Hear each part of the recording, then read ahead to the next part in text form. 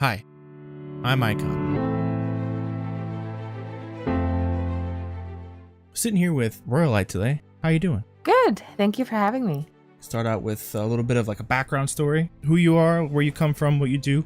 Well, currently right now I'm with Hotslog, which is a stat site for Heroes of the Storm. In the past, I've done Heroes of the Storm tournaments. I was running the tournaments, managing tournaments, also doing crowdfunding for tournaments. I also, in the past, have done things with OpenRaid, which is a platform for WoW players to get together and do raids or trying to do content that is sometimes very difficult to find a willing partner for. So basically, my background has always been in gaming and always been connecting players and trying to help them get things done.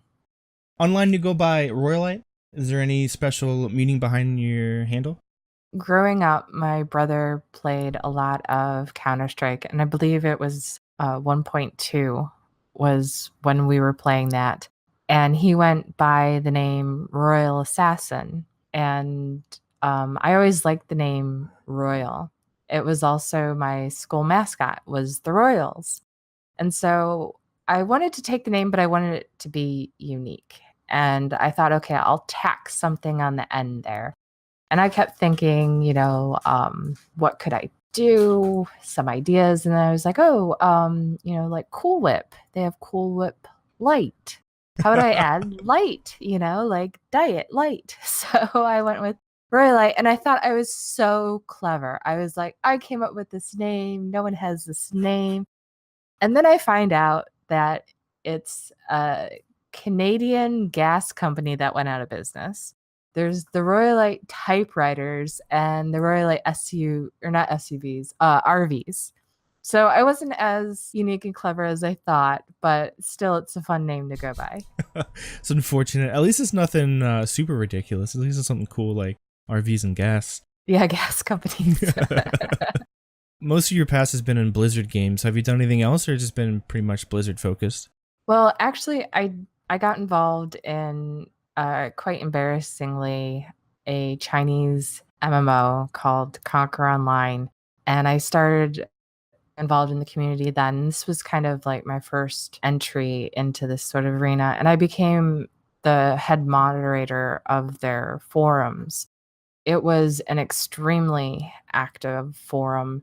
We had about a team at our peak of about 35 moderators. So it was, organizing them and then trying to keep the forums from not catching on fire. And I really learned an enormous amount about people and what people can post online, and had some really crazy experiences with dealing with people when they're at sometimes their worst moments, because the game was kind of like Eve, Okay. Eve Yeah. Online, where you can scam each other and you can be Oh like no, it's like part of the incredibly. ecosystem and stuff. Yeah, so in this game, you could spend like a year working on your piece of equipment. It was kind of like WoW, but you had to build your equipment and it took a lot of time and money. And then you could lose it and have someone steal it from you. And so it was an extremely exhilarating moment when you managed to get something like that from someone, and it was like a really big high. But then the other side was someone just lost like a year's worth of energy and time. And so it wasn't unheard of to hear of people like smashing their monitors. And as you can imagine, in that type of environment, it was extremely toxic. So on the forums, that all came out. You heard about the drama and people, trying to hook up and scam each other. And it was really a boy the whole time. It was just like Oh crazy. no, it's a trap! Yeah. It's a Yeah, trap! It's a there were plenty boy! of trap. And that was like the classic trap, and it was unbelievable how many times people fell for it. That's But awesome. yeah, it was so I actually met my husband in that game. It was fun because it was like a soap opera and there were all these stories, and it was very much sandbox because people created their alliances and you were trying to make yourself more powerful and build your gear up, and you would go to war, and then like when someone lost something, like we all tried to, get together and help them out and either get it back or get back against that person, like revenge. And it was very addicting. And the game is actually still around, but it's terrible now. It's absolutely terrible. That's all. It's I think I've sad. seen it before around the space, but I've never really looked into it. So that's pretty interesting. I didn't know it was that crazy, to be honest. Yeah, it was very explosive growth. It was actually one of the first MMOs to ever figure out the free to play model. They also discovered whales on accident. They were a Chinese company, so they didn't understand the American market at all. They believed that the American market would not want pay to win type model. But they believed mistakenly that in the American market that there was internet cafes. So they had the option to buy this $1,000 package for the game, but you actually had to prove that you were a business in order to buy the bulk pack. And then you were supposed to sell it to your customers. Well, what ended up happening is because of the addictive nature of the game and how like some people just had this huge drive to like get back at other people, they would fake being a business and buy these bulk packs. And then after a while, TQ Digital as a company figured, why do we have this restriction? Let's just sell it to people if they're going to buy it. And you would hear about people dropping like $4,000 in a month buying the bulk packs, and it was just, Oh my god, that is yeah. crazy. So they were kind of the pioneers in that aspect, and you can definitely thank them for what has all since followed because they mistakenly stumbled onto that aspect of the industry. Dealing with them versus dealing with the Blizzard space, which one would you say you would like more? The Conquer end to deal with the forum stuff, or is it better to do like more of like a tournament style? The Blizzard stuff. It was extremely stressful with the Conquer stuff. I had to deal with people wanting to commit suicide, and I was trying to convince cops, the police that, one instance was, a 13-year-old kid coming to me saying that he'd swallowed all these pills. And this is some time ago. And so I recruited my roommate and I'm like, you got to help me here. And we're trying to like tag team of talking to him and getting the police online. And they don't believe us at all. They think we're just being completely ridiculous. I'm getting a little choked up about it because that sucks to be in that situation, to like hear someone who's trying to kill themselves and no one will believe you. Like it was just a gut-wrenching moment. And there were those types of things. And so, I was actually able to go in the game and I tracked down his brother because I remember in the conversation that his brother had played and what his name was. And then I was finally able to get through to his parents, and the parents had called the 911 and they got him help and they pumped his stomach and everything was okay and he got more help. But still, like if that situation had turned out bad, I it's not something that I really want to contemplate. It was an extremely stressful environment. And then going to Blizzard, like their games are so much more positive. Like yes, they have drama, but like the community is still so much more positive. When I entered into the esports space and running the tournaments, there were, I think, 5 other organizations running tournaments. And it was just so open. And it was like, we'll help you and we'll join together and you can learn from us. And here's how we do our rules. And, oh, you can't run your tournament tonight because you have a family emergency. We'll cover for you. It was just, night and day. It's no question. And then on top of it, you're dealing with a Chinese company who has no scruples. They're just using this as their cash cow. I enjoyed the people in the game and I made some incredible friendships and relationships. I mean, like that's how I met my husband and, we're married and we have a family. Yeah, it's not something that I could have stayed in. It really wears you down being in that type of environment. I could imagine. Yeah, that sounds very, very mentally stressful at the very least. I mean, and if you want to hear the other worst story is I had a 15-year-old who broke up with her boyfriend and she had sent him a bunch of nude pictures. Oh boy, here it comes. And yeah, he's in Canada and she's here in the US. So now we got an international incident. He and his buddies are posting her nudes all over our forums. Then they're like talking about getting the FBI involved. And then we're stressing. We're like, do we save these pictures? Like, or do we destroy them? Like, is this evidence? Like, we're talking, 10 years ago, like these questions were just not something that we knew what to deal with. I'm having her on IM with me, and, she's devastated. And I'm like trying to keep her pictures from being plastered all over the place. It was probably, one of the worst times out of the whole time. Like, I didn't sleep for 2, 3 days during that incident just because I was trying to help her and trying to like not break any laws and trying to cooperate and do the things that I needed to do. That was like, you know, so glad I don't have to deal with that stuff anymore. And I could only kudos imagine. to the people who Oh do, no. because like It's just it's gut-wrenching, just, especially on the internet. yeah. It's Oh hard. yeah. It's hard finding people that are willing to even cooperate with you on your own team in a lot of online games nowadays. Just with just so much toxicity and whatnot. So having an actual incident that could affect your life for the rest of your life, basically, is hard. It's really, really hard. There needs to be more people in the space that understand that there are a lot of consequences to stuff that you can do online, and just personal security and all of that jazz. It's hard finding people that actually care about other people. Like I've been getting into a little bit of League recently again, and it blows my mind the amount of people that just come into these games just as toxic as can be, just openly flaming. Like, have no cares. They're not going to get any kind of consequence for doing what. Their accounts get banned. Well, they have like 15 of them, so it doesn't matter. It's rough seeing people that actually genuinely care, like yourself, and a handful of others that are in different scenes and stuff that genuinely care about people and what they do in the scenes and the games and the time that they put into these, versus a lot of the toxicity you see everywhere. Yeah, I mean, like I said, it was what made it, the benefits were that you saw people come together and have a great time and have laughs and genuine memories. Yeah, it's just being with Blizzard now and being with Heroes of the Storm especially.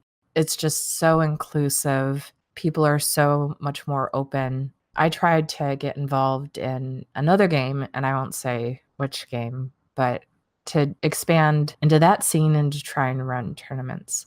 And I was really surprised how immediately I was shut down by prominent members of that community because they felt like another tournament would be competition. Even though, like in the hero scene, we had all these orgs running tournaments, but we all respected each other and, chose our own day of the week and helped each other out because we understood that the more options that we gave people, that we could only grow the scene. And when you're talking to a different scene and they don't have that attitude, they're just shutting you down and saying, no, you would just be competition. We're not going to help you. Well, then, I hear through the grapevine how they don't have such a great esports budget and they're upset about it. And it's like, well, you reap what you sow. Yeah, sucks to Like, suck at that point. Yeah. I mean, you either help each other out and lift each other up, or don't be surprised when you have really bad results and people don't want to invest in your scene. I mean, it's not rocket science. People just need to be nice to each other at the end of the day. They just need to be like, hey, this guy's having a bad day, or maybe I shouldn't start the conversation with, hey, kill yourself. Like, like, shit. My first game in League of Legends, I downloaded it and I played one game and I said to everyone, hello, this is my first game. And everyone left. And I think it was against AI. Oh, no. So yeah, everyone just left the game. And I was like, okay, this is probably like the epitome of what this game is like. Oh, they must all be in the same house and their power went out. Unfortunately. Oh, yeah, you're right. That makes a lot more sense. Bless, man. I don't know. I don't know if it's just because I've had to have real life interaction more, or if I'm older. I'm not saying that some of these up and coming people haven't had real life interaction, but it's definitely a different space and time. Even just in the past 10 years or so, it's a completely different world now, and it's crazy to think that I was making fun of my parents and older people that were telling me that when I was growing up, and now that I'm 26 or 27, it's pretty insane seeing these people grow up and not have, or have more than I had growing up as far as entertainment interaction, and not have to do some of the basics. So when they get in certain situations, they just don't have the experience to really handle it correctly. So Yeah, I see what you're saying because they're growing up with dealing with yeah, people they're just through IM or through their phone or chatting with them through that. And they're not growing up with a lot of the social interactions requiring face to face. Yeah, I think that definitely has an effect. I don't think it has much of an effect on it as people think. I think it's more of the actual consequences of being mean to someone in person versus through like the internet. Like if you were to go up to someone and say, hey, kill yourself, you'd probably get punched in the face. So that's why people are usually generally more nice to people like in person because there's actual consequences. If we saw something like the way the Koreans do their internet and their games and stuff, how everything's kind of synced up to a person and to their social security numbers and stuff, and they have actual Oh my gosh, what a consequences and nightmare that stuff. would be here. It would be insane. But having that cloak of being an anon on online basically gives you the right or the will to do whatever you want. So it's rough being productive or trying to give back to these communities when you have to deal with people like that on a consistent daily basis. Well, and it's unfortunate because, I think, and I don't know where this is from, but I heard, it takes one mean comment, and to counteract that, you need 10. That negativity, unfortunately, rings a lot louder. One of the things that I really try and do is focus on the good people and focus on that a lot more than the negativity. Because if you focus so much on the negativity, it will just, consume you. And there are just so many really great people. And sometimes really great people just have a bad day every once in a while. At the end, I try, like I said, focus on those, keep your good people close, and you'll get a lot back from that. I agree. 100% agree. Let's switch things over to something a little bit more lighthearted. I didn't really intend for this to go that direction, but it's fine. What are your thoughts on Black Ops 4 being in the Blizzard client? I heard some things online. I saw some stuff online of people being very upset that Call of Duty is coming to the Blizzard client for PC. Is this coming from Blizzard fans or coming from Call of Duty fans? Or is it both? It's a mix of both. I've seen both, yeah. I mean, I think Blizzard has a lot of flaws, but they genuinely go out of their way to try and make games that they feel are good. They go against the grain. And I think, Overwatch and the diversity of their heroes is a perfect example. Junkrat is a disabled character, and yet no one laughs or makes fun of his disability. They all go, "Oh shit, the guy with the explosives is coming at me or firing at me." They have a different environment. They have a different aura. They aren't as predatory, although I'm sure other people will disagree with me, as some of the other games or some of the other gaming companies. I've never played Call of Duty. I won Destiny, the collector's edition from Discord. Thank you, Discord. Oh, that's sick. Yeah, That's through a awesome. random drawing. So I played it a little bit, but I didn't get into it. It just, like, Activision doesn't have a great reputation. I can agree And to that so 100%. Yeah. that's what bothers me is I'm afraid that Activision worth ethic and their culture is going to start seeping into Blizzard. And it's not going to be about, okay, let's have Symmetra be an autistic character and show how someone with autism can be really badass. It's going to be about, like, okay, gun skins and how can we do gambling? Yeah, I this is yeah, I agree. I actually didn't know that does Symmetra really have autism? Yeah, and actually, it was a really cute story. A little boy with autism wrote, Jeff. I don't remember his last name. Jeff from Overwatch. Yeah, That's his last name. that's his last name, Jeff from Overwatch. Yeah, he wrote him and said, I really relate to Symmetra. And then Blizzard came out and said, yeah, we made her character with that aspect in mind. And so, yeah, she does. And I think that's really what's amazing about those characters and why a lot of people relate to them so well is they have their dynamics and flaws, if you want to call them, or just interesting aspects to them, but they're not what's solely defining them.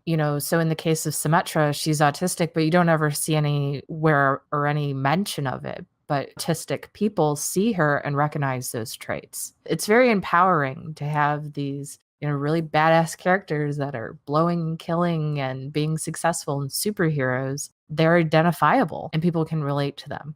And I really hope that, Blizzard doesn't lose that and it becomes all about the money. And I know that there's issues with the loot box and things of that nature, but after seeing and dealing with some scummy companies and what they can really do, they're definitely more thoughtful in their actions, Blizzard, in comparison to what some other unreputable companies will do. I agree, especially the loot box aspect of everything that's happening right now with all the gambling and everything. I've actually had a conversation with Trader recently about this. We think that Blizzard's actually on the very mild end of all the gambling stuff that's happening, especially over Europe and the China thing that happened a handful of months ago. We believe that Blizzard's a very, very mild. I wouldn't even really consider it like gambling. It's kind of like in the ballpark, but it's just kind of just how it is. But compared, you don't need a skin. Yeah. Compared to Counter-Strike, for example, that would be like the hardest you could go in that space as far as gambling and everything. Yeah, and I'm not familiar with how they work, but I do remember the whole EA, that Star Wars fiasco. Yeah, I don't remember exactly. Yeah, so to get a character that apparently was very powerful that you would want, you had to do the loot boxes, or I don't know the whole situation, but what I got from it was that it's just continuing to devolve, that the standards and expectations of people are not being honored because there's about 10% of the population that will go overboard and will be a whale. And that's what these games are hoping to really target, is that the people who have addictive personalities, who have addiction problems. That's really scummy. The biggest thing for just the Blizzard, how they present themselves in the gaming world, as you were saying with like Symmetra and the identifiable characters, I think a lot of it has to come down to that these characters actually feel like characters, or feel like they have a bigger purpose than, for example, in Destiny or Call of Duty. Like a lot of these characters have the same faces, or they're not really identifiable, stuff like that. They're all it's kind of like bland, like, oh, it's just about the shooting, where in Blizzard titles it's all just about the story, the experience, the overall everything. So that would be one of the biggest reasons why Blizzard games are looked up to and stuff, is just for that whole experience. And if it has Blizzard's name on it, then it has a good time, basically. Well, I mean, they've had their failures and their mistakes. What I have appreciated with them is that when they have had a mistake, like with Warcraft, and this is some time ago, but like, you remember Greg Street? I believe he's the head designer guy of LoL, head game lead of LoL. Okay. I'm there. I'm following you. Okay. All right.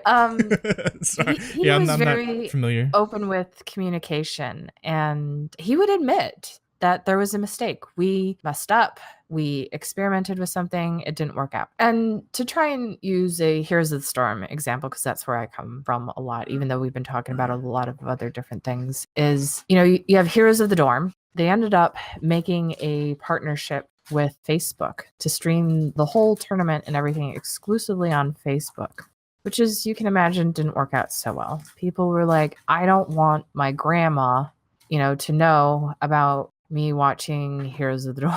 People put the real life out there on Facebook. They don't really want to incorporate their gaming life. That's why a lot of us have gamer tags.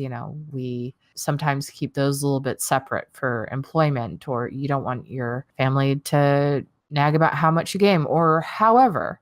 After Facebook fell flat, and I think the joke was that there was about 15 people watching this tournament that used to be on CNN, or no, not CNN. Oh wow, that's a slip up. I mean ESPN 2 and 3, I believe it was on those channels. So to go from the viewership that those experienced to the viewership that's on Facebook, they knew they screwed up, but they had to follow through with their contract. And then, the next year they didn't do it. They were willing to experiment and try it out. It didn't work. We messed up. We know Twitch is the way to go. And I value that, because I think that if you don't experiment, if you don't take risks, if you don't try, if you don't go against the grain, then you're going to be stuck. And you're just going to be everyone else and you're not going to be able to separate yourself from the herd. But when you take risks, when you do something different, you're going to have a lot of people telling you, no, don't do that. And sometimes it's very successful and sometimes you're going to fall flat on your face, but you need to take those risks if you want to stand out. I agree. If not, you end up with the same Counter-Strike for, 25 years now, whatever it's at. To wrap things up, our last little segment here, you want to talk about a little bit about Hot Slogs and what you do over there and what Hot Slogs is all about for people who do not know? Well, Hot Slogs is a site for Heroes of the Storm that you can look up either your individual performance or win rates of heroes. I've only been with them just 2 months now, I think maybe 3. I'm not exactly sure exactly when I started. They had a reputation problem. This isn't something that we tried to hide or not talk about. The original owner of the site did not pay attention to public relations, was not very involved within the community, and did not take in community feedback into the site. And so we've since taken over, and it's been a very interesting challenge because we've been trying to take in what everyone's saying, trying to explain that we're listening. And while, the previous owner didn't, we're different. Interestingly enough, today, getting feedback of like, you guys suck, use alternative sites, use this, use that, because we run malicious ads and all this other stuff, which is what the previous owner did. And trying to like explain, hey, check us out now. We actually have changed how the ads worked. It shouldn't be like it was before. You can use ad blocker now. It's been a really fun challenge to try and change people's minds and then try and make new features for the community to make this tool useful. So you can look at your numbers and then figure out how to improve. It's definitely a interesting situation to be in, I would say. I don't know what I would do in a situation like that. What is your title over there? I would say right now I'm a consultant. Yeah, actually, that's probably my official title is consultant, but it's pretty much just 3 people at the moment, a writer, a developer, and then I'm kind of, the consultant, and just letting them know what the scene's about, trying to act as a mediary between the people on Reddit and social media, Twitter, etc., and then bringing that to the table. And then, when they have questions, answering them so that, they want to make a useful tool for Heroes of the Storm. But it's Zam that now owns Hot Slogs. And they also own the more popular sites like Wowhead and I believe Top Deck. I might be saying the Hearthstone sister site wrong, so please don't get too upset. But that's not something that I deal with. And, they have their hands all over the place. So they're kind of the jack of all trades, but master of none. And I'm kind of bringing in the mastery for them so they can understand like, okay, we'll navigate this way, because they understand the basics of the game, but they're still new to the community. At least you have a cool title and cool responsibilities. Your title could basically be a movie, so any title that can be transformed into a movie title, I'm all about. The consultant. Dun, dun, dun. It's like the accountant. You ever see that? That came out last year. It's pretty good. No, I didn't. That's with Affleck, isn't it? Yeah. Ben Affleck, yeah. God, he's so No, hot. I didn't see that. I think that's all the questions I had for today. Okay. So if you want to do any shout outs or any last thoughts. I would like to do a shout out to my husband, Amit, and a shout out to Hot Slogs, of course. And if you're into Heroes of the Storm, check us out. Please upload your replays. That's how we get our stats and be really accurate.